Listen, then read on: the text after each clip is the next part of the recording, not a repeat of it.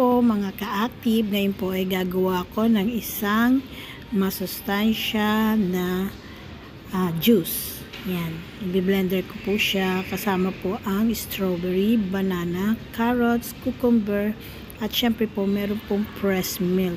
Yan po ay depende na po sa inyo kung gaano po karami ang pressed milk na ilalagay po ninyo.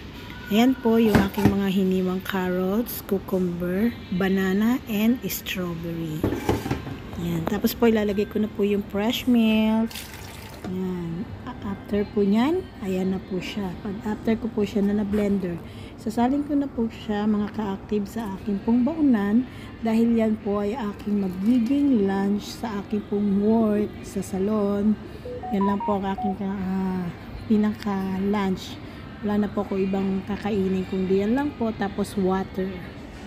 So ayan na po mga ka-active, nandito na po ako sa aking work. Ayan po, at hindi ko po siya ma-shake kaya ininuman ko muna po siya.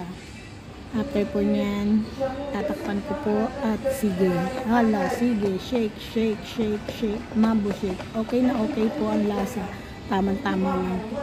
At inom pa po ulit ng kalahati. After po nyan mga ka-active, yung matitira po nyan, yung rest po na shake na yan, ay iinumin ko after po umuwi. Thank you mga ka-active!